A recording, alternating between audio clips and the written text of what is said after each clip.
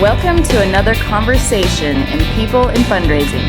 This podcast features interviews with nonprofit professionals who discuss their career journeys, lessons learned, and enthusiasm for working in fundraising. And here is your host, the founder of People in Fundraising, Tim Wilson.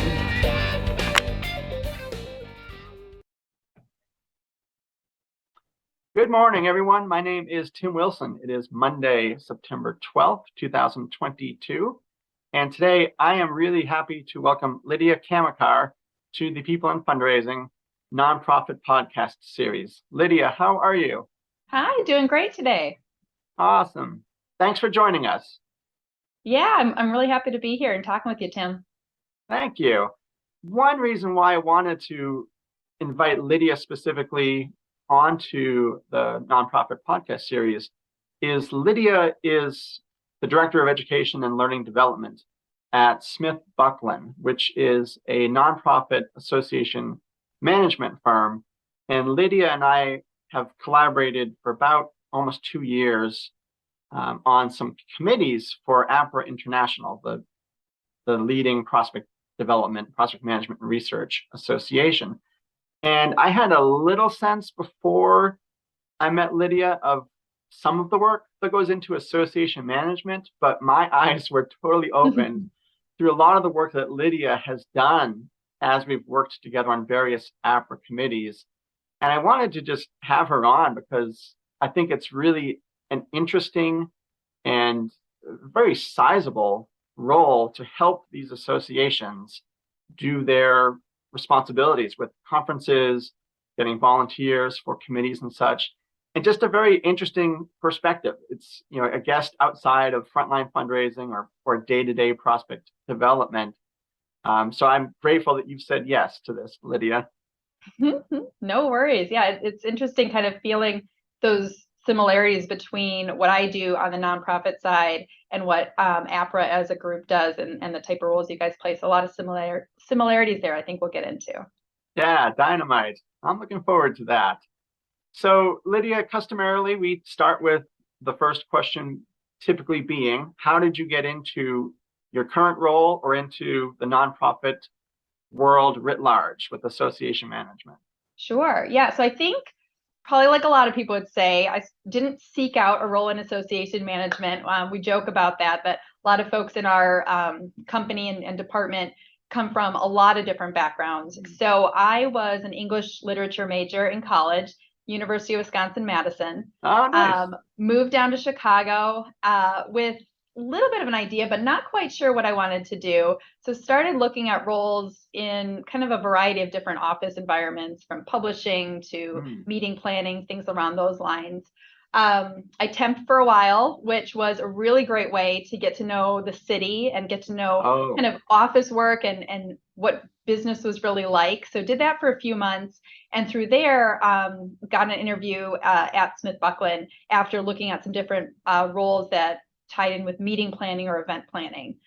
So while my background's not formally education or teaching or things along those lines, where I really saw that fit was the experience that I had and kind of needed with customer service, some planning experience I had, and communication. And so at that entry level, that's so much of what our job really is.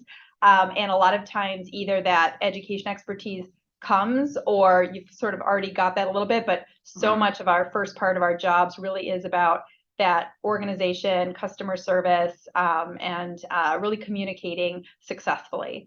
So I found some really great success early on in the company. I think it was a combination of the manager I was assigned when I first started. Just one of those, it sounds like a cliche, but you really do stay at a job because of the manager you have and how that relationship starts. So I was really lucky in that way of having a really supportive manager who actually is still at Smithbucklin herself. Oh, nice. And, I probably combination of maybe just a little bit of luck, but also the work that I did, was on some really strong client teams with some really great opportunities for me to step up early in my career and feel like I really owned a project. I always joke that this job, you don't start out like getting someone's copy. You don't start out making someone's copies. You really are responsible for specific tasks. So I think I leaned into that really, really well and really love owning things and that ownership. So I was able to find some good opportunities there. And now suddenly I'm coming up on 18 years at the company. So that's the punchline there. That it's kind of hard to believe that it's been that long, but this has really been my job. So again, a little bit of temp work out of college, but this has been a company where I've really grown my career. And now I'm a director within Education and Learning Services, as you mentioned. And in that role and through the years, I've done a couple different things. When I think about my role with client organizations like Apra, it's about planning education strategy with the group, with the executive director and the board of directors. It's about running in-person events and online webinars. And as you can imagine, in the last few years, the more and more and more virtual events. So we've really learned a lot there. So really working on the education side.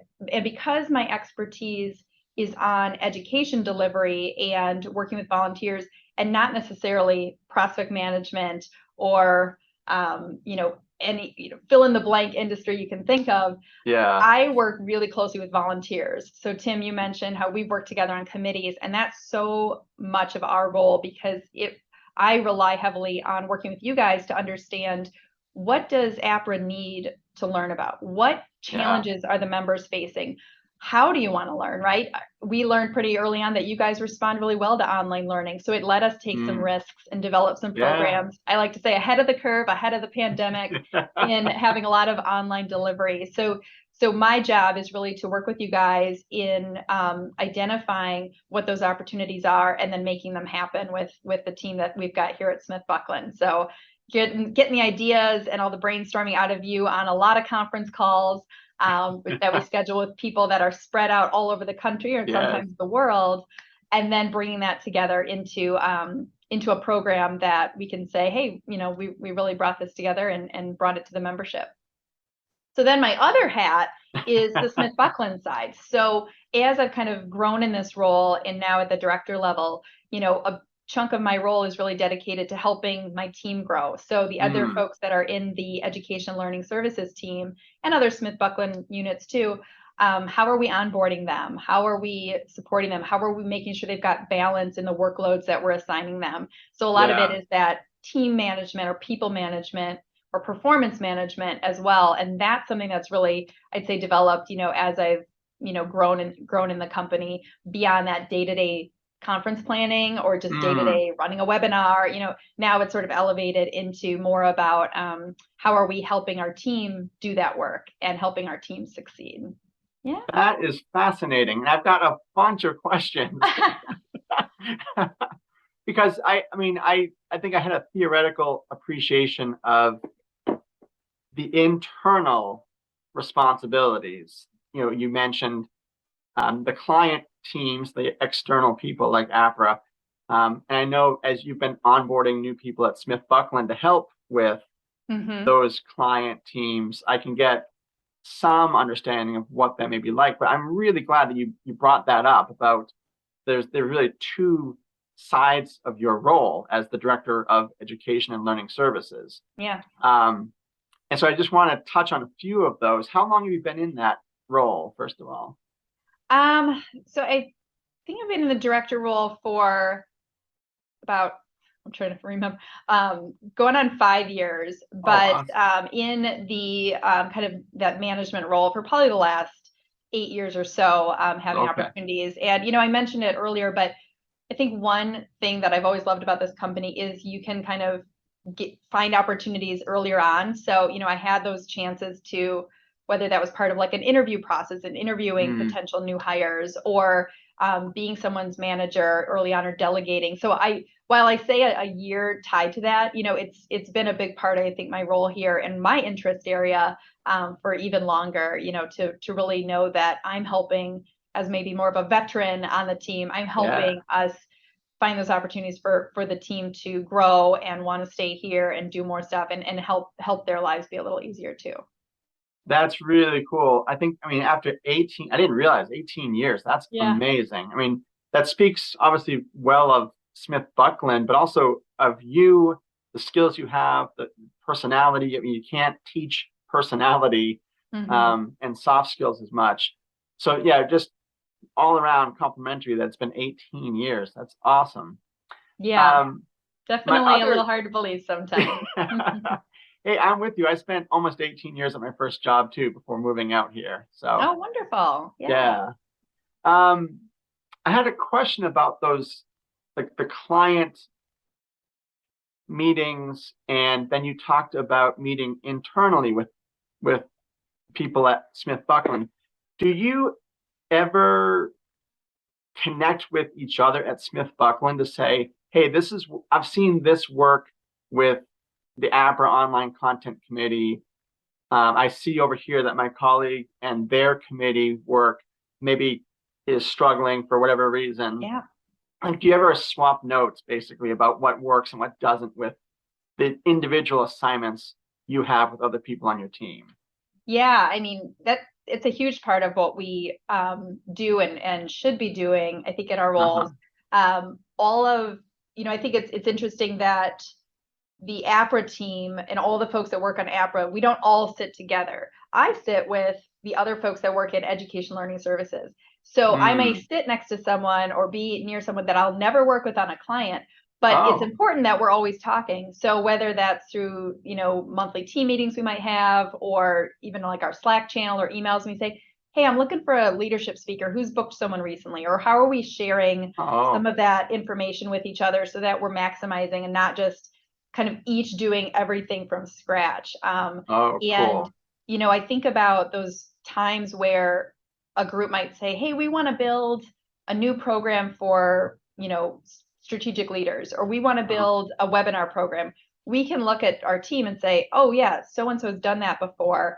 Let me see what lessons they learned, what we might want to look out for, or how do we even approach budgeting for that, or how do we even approach what we might charge for that for registrants based on what we've seen other groups do. So that idea sharing and brainstorming with each other is really huge, and I think encouraged, because that's a way we can bring our best to each group and be more efficient with using the same templates, or whatever it might be, of really showing that we're working together as a team, even if we're all sort of independent to some degree and working and really responsible for our own areas and our own kind of makeup of client organizations we serve.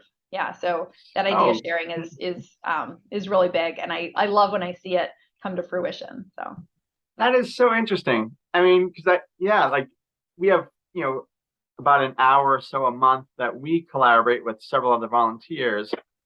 So to get this peek behind the curtain at Smithbucklin is really cool. Thank you for sharing that. Yeah, I joke, it's funny, there are associations for associations. And so, I could go to a conference and meet people that work in other associations, but to some degree, I feel like I get that a lot here too, because my colleagues are working with completely different groups and industries. So I have that chance to kind of network with them whenever I need them. And the same, I can make sure that I'm delivering as well, and that I'm sharing great wins, or I'm sharing new ideas, or speakers that were just like blew it out of the water and did so great an event. I want to share that so that others might have an easier time, or know that they might be able to kind of get an easy win as they're looking at keynote speakers, for instance. So I kind of say we've got kind of a mini association happening within our unit here. So really interesting. Thank you for sharing that behind the scenes look. In 18 years, I just go back to that because I want to ask a couple questions related to your tenure at Smithbucklin, and then talk about specifically, you mentioned conferences earlier, and we'll get into that too. But one thing I do with these podcasts as I prepare the questions, I source questions that other people have asked in other forums, or they bring up experiences with careers. And recently, the New York Times columnist David Brooks said that the meaning of careers is the moments that we experience. And so in your tenure there, are there specific moments that stand out that spoke to you either then, or maybe looking back in hindsight, where like that was a moment that I knew I was where I was using my best skills, I had opportunities to grow and learn, to contribute, anything that stands out to you over your tenure there? Yeah, there's definitely a few, but one I come back to a lot is my very first conference that I was going to be going on site for. So I Hmm. think I had helped out planning on, on the back end, planning a few things, but I was set to travel. It was going to be an early fall event in New Orleans, so really excited. Yeah. And it was a fairly large technology user group. So we had a few hundred sessions and a few hundred speakers that we're kind of managing through different online systems. So I'm doing a lot of this for the first time too. Yeah. And it just happened to be scheduled for a week after Hurricane Katrina hit. Oh, So obviously we whoa. did not go to New Orleans in early September 2005. Wow. But the event shifted to a month later in Orlando. Hmm. And in that time, I think the manager I had, the lead in education learning services, because again, this was my first year, so I was 23 years old, entry level position. They left the company, so so really that month where they said, okay, we're rescheduling. We had to communicate with speakers, we had to reschedule, we had to pretty much replan everything. And I know I was just a piece of that, but I think what hit me at the time, or maybe not at the time, but later and continues to, is I just did it. I said, okay, I guess this is what we do. So, Yeah. I jumped in with both feet and I did what I needed to get done, or I thought creatively about how we could, get the sessions back that we needed to get Hmm. back. And we had a great experience. So I think I didn't see that it was like any different than normal because I didn't know any different. So I was able Yeah. to be flexible, stay calm under that pressure, and really think about problem solving in a really different way. And it Hmm. was probably just way after the fact that I realized, oh, that's not normal. That was very crazy that we had to deal with that. And again, I know I was just one piece of that, and thinking about all the team members that helped put that event on. But I think it really helped me understand that where I can thrive and where I can Hmm. bring value, and come into this role and say, yep, I can help get this done, and we're hitting this challenge. So I think it's been really important to me to see like how flexible we need to be with event Hmm. planning and program planning. Your deadlines are going to get missed. People Yes. won't get back to you. You'll have to, email someone 100 times or whatever it might be. But Right. just being able to kind of go with the flow in those areas, or figure out the right way to problem solve in place of having an easy time, I think always has gone far. Yeah. Um, so along with that, I think just it's let me be creative, like problem solving and letting me be creative in that way. And that my creativity has been really important to me through Hmm. my life and career. I really love just thinking about things in different ways. And I'm not like a artist or designer, but give me a PowerPoint template and let me just kind of be creative with how I'm going to put it Oh, together. cool. Yeah. Or, in my personal life, being crafty or things like that. So whenever I can like help deliver a program or come up with something in a new way. And this job really gives you those opportunities, because a lot of times we are given a blank slate and it's, Hmm. figure this out or put something together. And so it lets me kind of tackle things in that way, as opposed to always being given an exact recipe or say, this is how you have to do Oh, it, stick to it. And so I think I thrive more in those situations where we've got a little more ability to get creative and come up with something that might stick or it might not, and we've got to improve on it the next year. So, yeah. that always motivates me as well. And, we've seen a lot of different programs in APRA come to life over these last few years. And it's kind of cool to see the logo for a new event and be able to say like, oh yeah, we built that. We Right. made that. That didn't exist before. So that's been great too. Yeah. I wonder, as you were talking, Lydia, does that creativity maybe not wholly stem from, but is there application to your undergraduate studies with English literature and I imagine quite a bit of writing and such? Yeah, I think so. I mean, I'm not as much a math-minded person, and I think it's because I don't like there being an exact right answer. I like Uh-huh. when there can be 50 answers, or the way I write this or the way I think about this a little bit differently is going to Yeah. change what the answer is. So that's probably why I did a little better in my writing classes versus my statistics 101 class that I Oh, somehow goodness. got through. But then it's figuring out, what do you do with the information you have, and how do you take that, and knowing that there can be multiple ways that you approach it. And I think, Yeah. thinking about my classes I took or experience in undergraduate, I think have really helped with that. Yeah, Yeah. that's neat. And see that those interconnected threads, over time. Yeah. Knowing like there could be a lot of answers, like there's not always a wrong answer. Maybe that's a better way to say it is you're not going to have a wrong answer. It just might be different ways to do it. Absolutely. Yeah. Yeah. Well, speaking of different ways, as guests talk, I try to pick up on certain phrases that I can then weave into segues about other questions. So speaking about doing things differently, last month was the Apra Prospect Development Summer International Conference in Atlanta, and it was the first in-person Apra PD since obviously before the pandemic. Yeah. And you were there, right? Yep. In Atlanta. Were there things that you noticed in person that were being done differently, or looking to next year in Indianapolis, are there elements from Apra Atlanta, the conference there, that you would, perhaps suggest to do differently next year, just to kind of, again, that creativity, there's not one way to launch a conference or deliver content.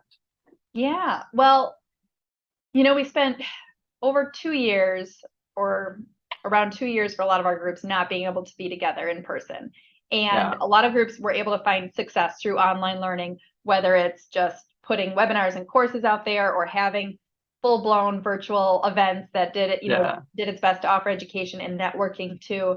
But, now I think it's a matter of if you can get people together, make it worth it, because you can watch a million free webinars online. And so what good is it to just sit in a room anymore and listen to a speaker talk for 60 minutes and then go to the next session and listen to a speaker talk for 60 minutes? So that's the challenge on us, I think, is to make it really worth someone's time to travel, be away from home, be away from the office, be away from their day-to-day job, which those lines keep getting more and more blurred, to step away and make it worth their time to be together. And so I think that's going to encourage more sessions that are about roundtables. And, that's not earth shattering. We've been doing roundtables and open space sessions and a lot of different interactive elements for years and years with groups. But I think it's going to be that emphasis of even more finding those opportunities for, Tim, you to be at an event and find people there that are facing similar challenges. So it might be in the questions we ask during registration, or it might be in the matchmaking we do through the app,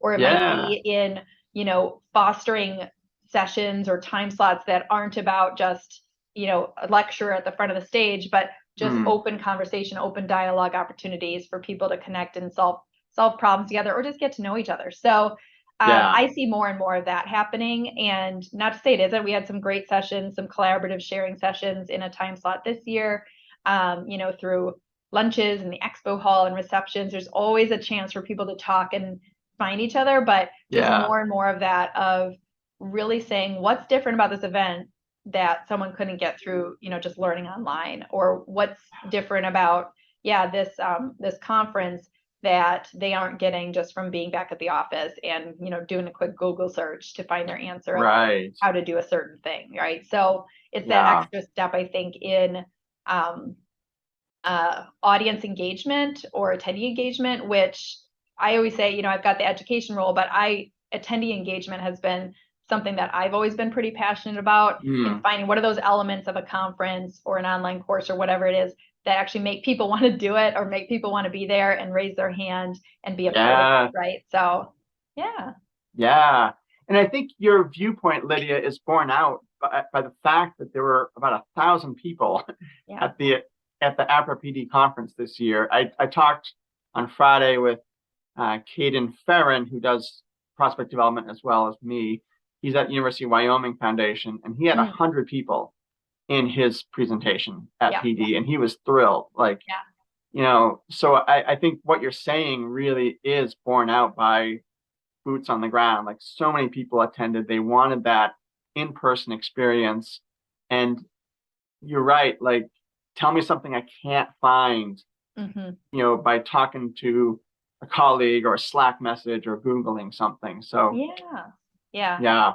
And I think, bringing the fun back too, of like, you go to events to learn and network and things like that, but also to have these experiences that you're not going to get every day. And so to have those places or the times where someone's going to bust out their phone and like take pictures of the group they're with or the fun dinner they were at or whatever. So I think that's a big part of it too, of not forgetting about the fun that can be had on site, even though, even during a business experience. Yeah, definitely. And I want to follow up on that. So after all the work that you do with working with committees and the conference planning, a lot of time, a lot of effort, emails, phone calls, webinars, and such.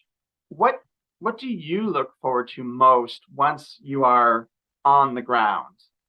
And it could be in Atlanta, it could be the conference you talked about that was going to be in New Orleans and was later in Orlando. Anything that comes to mind for you that like you get professional and maybe personal fulfillment out of? Yeah, so I think going on site and being at conferences is a really big reward and part of our role here at Smithbucklin. I think it's a big draw for a lot of team members that come in. I think partially because the travel alone has sort of opened up a lot of opportunities for me. Like I've gone to so many new cities, new countries through the work I've done. And not taking for granted that when we say work travel, it's not, I go to the same city or I do the same territory and I go there once every couple months and that's all it is, and I stay at the same hotel and I do the exact same visit. So, our organizations are kind of going to conferences all over, right? Apra alone, we've been in Phoenix, we've been in Atlanta, we've been in DC, we've been, all different places spread out on purpose because our members are all over the place. So we want to kind of change up where either it's easy for members to get to or is exciting and of interest for members to want to go to. So I've benefited in that way of getting to go to a lot of new places. And, sometimes you add on a day or you come a little early or you just with the group you're with, you get out to some dinners or you get out a little bit. So I think that's been a great part of the role. And I say after this long, I still get to go places versus I have to go. And I always see that as a good sign. Yes. Maybe a little bit because I've got little kids at home. So the idea of staying at a hotel, even for work, in a room by myself is not a bad thing.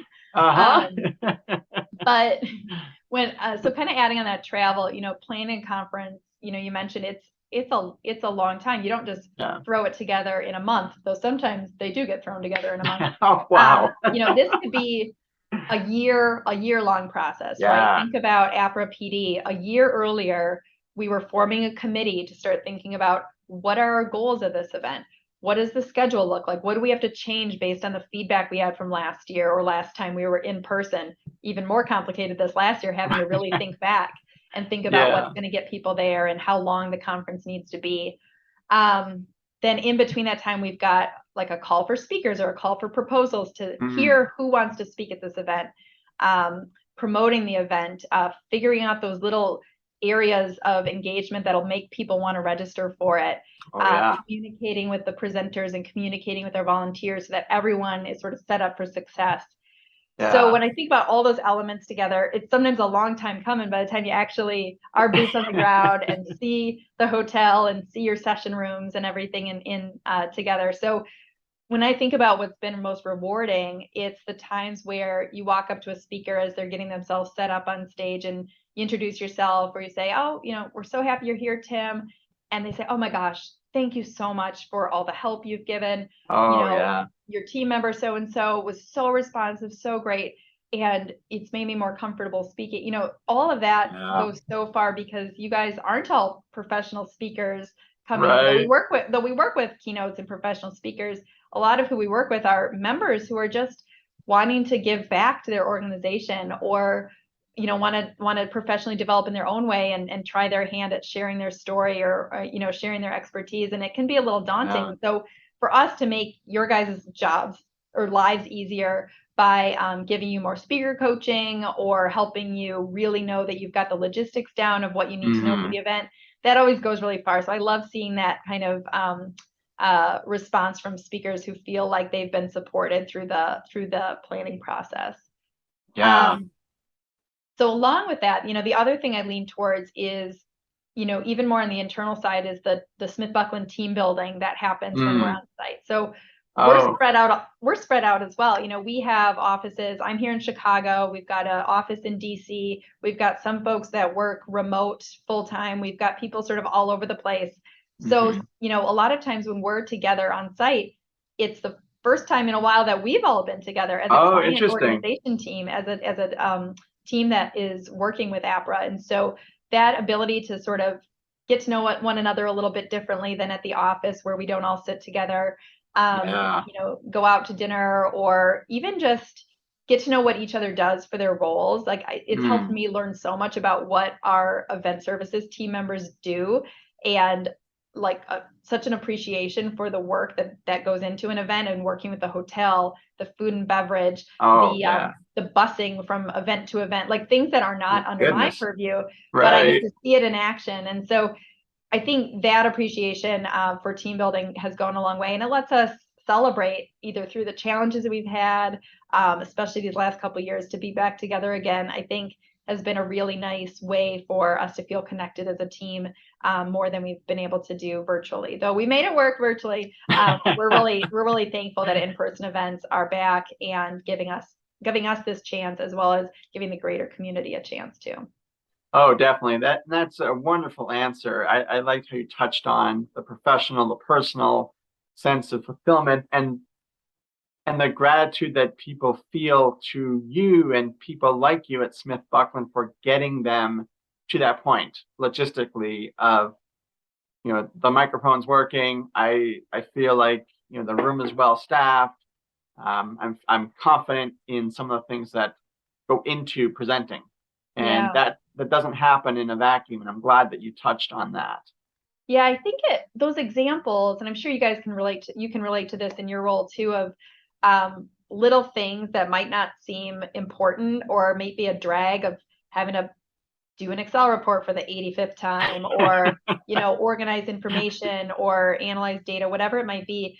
Like when you see that in action, and you see that the fact that you took that time to get the information right, or respond to someone that had a question, and might seem simple, but respond to them in 24 hours, whatever it might be. I think our team members see that and they go, okay, these little things that I'm doing are helping that person justify why they're a member of this organization, because they're seeing that response, right? And the opposite can happen as well. But, I think that when we can sort of point to our team member and say, you're making that impact even at that small level, because we really are person to person in a lot of the work that we do. And so that's when you're with them and you're in the same room as these speakers or volunteers, you can kind of see the work and the impact that you have, which is great. That is so cool. I am so glad to have that perspective. Thank you for sharing that. Yeah. Is there any place that you have not traveled to that you're hoping someday there's a conference, whether that's domestically or internationally, that you could go to? Oh, that's a good question. What's funny is I had never been to Atlanta. I don't know how I had never been to Atlanta in all this time. So that kind of crossed off my list. But we were in Pittsburgh a few years ago, but I was on maternity leave, so I didn't get to go. So actually Pittsburgh's on my list. I've heard some pretty cool things about that city. Yeah. And internationally, I've been pretty lucky. I was working with a group that had a European event, so I got to go over there a few times early in my career and have some fun experiences and see some different cities. But I will say I wouldn't say no to the long flight to Australia should anyone have a need to send me over there. We'll see.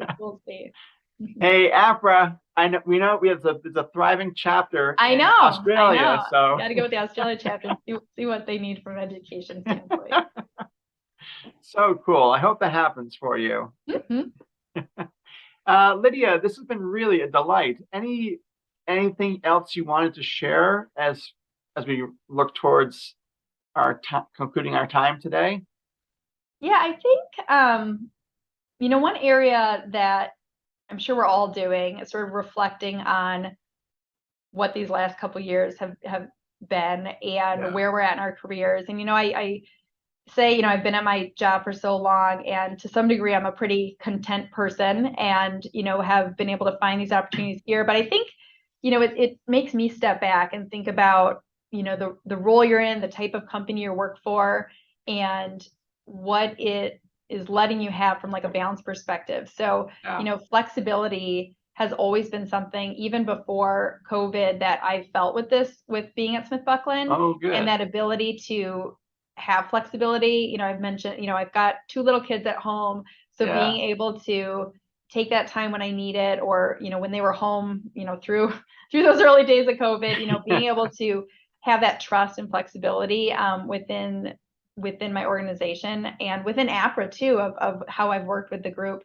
has been really great. And so that's one thing I always think about, of when you reflect on the role that you're in or the company that you work for, can you point to those areas that they're helping you kind of thrive just in your personal life as well? They're helping you find that balance, or you're finding it for yourself and they're supporting you, with what you need. So that's something I always like to call out. And, it's different for everybody. But just really looking at that flexibility that I've really seen in what I need to be able to get my job done, but also be able to balance all those things that are happening outside of work, I think are always really key.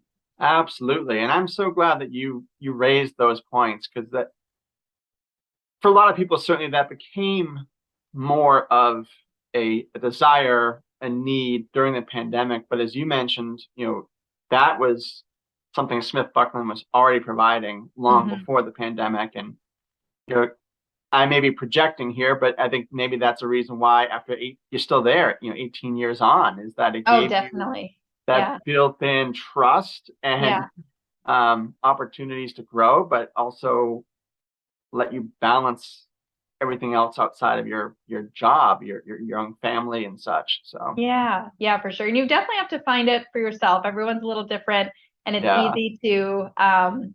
easy to say, oh, that can't happen for me, or I'll always have these crazy hours. But sometimes if you ask the questions, or you just have the conversations, or really reflect on how productive you are during the day, or all these different factors, you can sort of find that. But I've been lucky that I've been able to kind of be self-aware enough and find that niche for myself, to make both sides work. That's great. And as you're concluding there, I was reminded of a quote from someone I really value in the nonprofit world. Her name is Nita Janiskus, and she's actually from Chicago. And she works for INSEAD in France. And she said, if you don't ask, you don't get. Right. And, you mentioned here, just ask the question, I need this, or I'd benefit from having XYZ in terms of flexibility or such. So really just feeling that self-empowerment to even just ask. Yeah. So kudos to you. Well, Lydia, thank you so much for your time today. We're almost up to the hour mark, and this has been really enlightening and fun. So I really appreciate your time. Yeah, wonderful. Been great. Thank you. And to our audience and the people in fundraising world, you can find Lydia Kamicar's conversation probably in the next 6 weeks on LinkedIn. I post every Monday there, as well as my website, peopleinfundraising.com. And I'm a one-person show, but I have about 25 audio-only snippets of these conversations that I need to get up on Apple Podcasts. So look for that later this fall as well. Thank you for your support. Thank you for watching today, and have a good day.